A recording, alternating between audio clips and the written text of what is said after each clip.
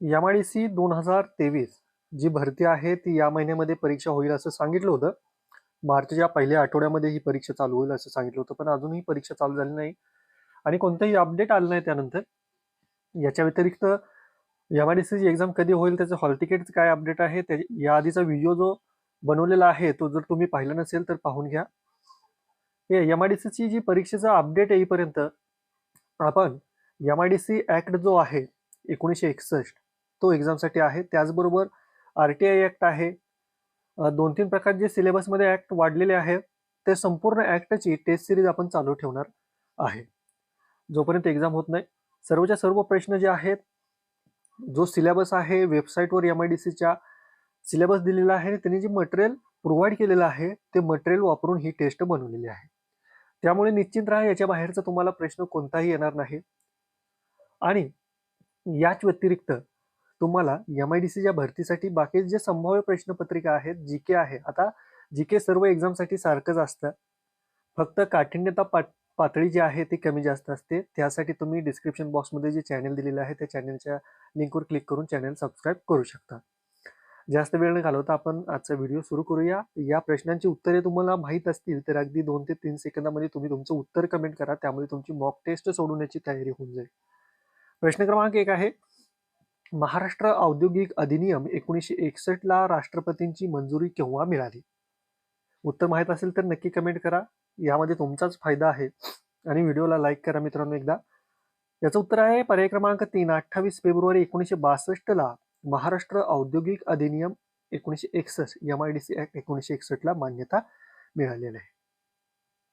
प्रश्न क्रमांक 2 आहे, महाराष्ट्र औद्योगिक अधिनियम 1961 खालीलपैकी कोठे लागू होतो? उत्तर आहे पर्याय क्रमांक 3, फक्त महाराष्ट्रामध्ये MIDC ऍक्ट लागू होतो.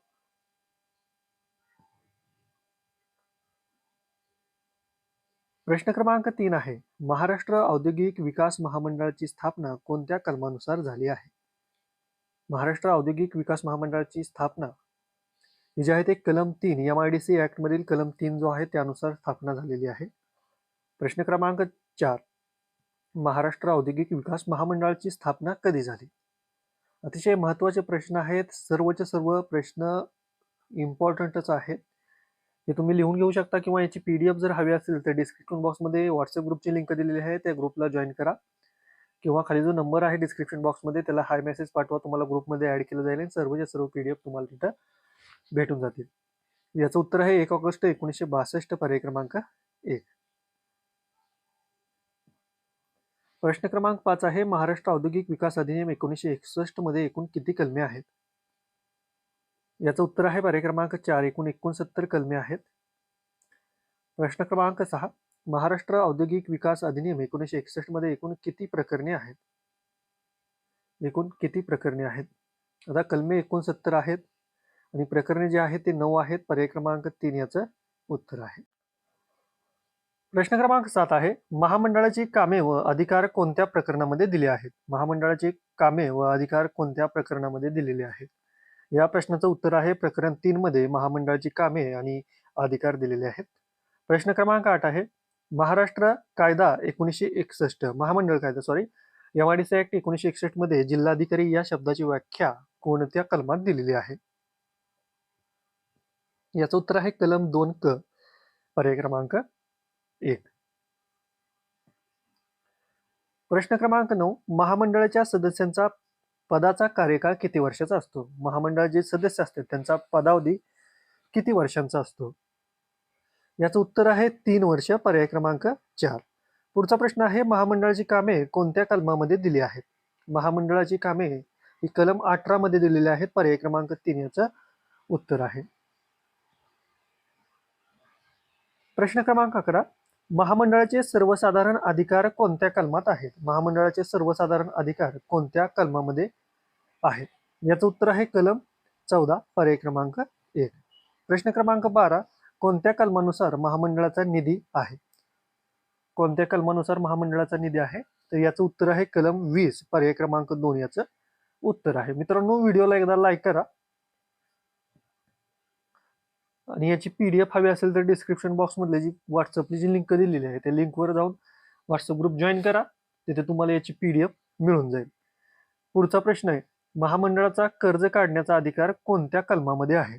महामंडळाचा कर्ज काढण्याचा अधिकार कोणत्या कलमामध्ये आहे? तर कलम 22 पर्याय क्रमांक 2 याचं उत्तर आहे. प्रश्न क्रमांक 14 आहे, नुकसान भरपाई ठरवण्याचा अधिकार कोणाला आहे? नुकसान भरपाई ठरवण्याचा अधिकार कोणाला आहे? उत्तर आहे जिल्हाधिकारी. पर्याय क्रमांक 4 याचं उत्तर आहे. प्रश्न क्रमांक 15 आहे, महामंडळ कायदा 1961 कोणत्या कलमानुसार नुकसान भरपाई देता येते? महामंडळ कायद्याचे 1961च्या कोणत्या कलमानुसार नुकसान भरपाई देता येते? याचं उत्तर आहे पर्याय क्रमांक 2 कलम 33. प्रश्न क्रमांक 16 आहे, महामंडळाचा पदसिद्ध उपसभापती कोण असतो? महामंडळाचा पदसिद्ध उपसभापती कोण असतो? तर याचं उत्तर आहे उद्योग राज्यमंत्री. पर्याय क्रमांक 2 याचं उत्तर आहे. तर मित्रांनो, हा जो होता पार्ट 1 होता. ठीक आहे, पार्ट 1 MIDC ऍक्ट 1961चा पार्ट 1 होता. याच्यानंतर सुद्धा 2 ते 3 पार्ट जे आहे ते येणार आहेत. त्यामध्ये सर्वच्या सर्व MIDC ऍक्टचे सर्वच्या सर्व प्रश्न या 2 ते 3 व्हिडिओमध्ये कव्हर होऊन जातील आणि याची PDF सुद्धा तुम्हाला मिळणार आहे. ते तुम्हाला सांगितल्या व्हिडिओमध्ये कशी मिळेल. जर हा व्हिडिओ आवडला असेल तर व्हिडिओला लाईक करा आणि ज्यांनी MIDCचा फॉर्म भरलेला आहे त्यांच्याशी हा व्हिडिओ नक्की शेअर करा.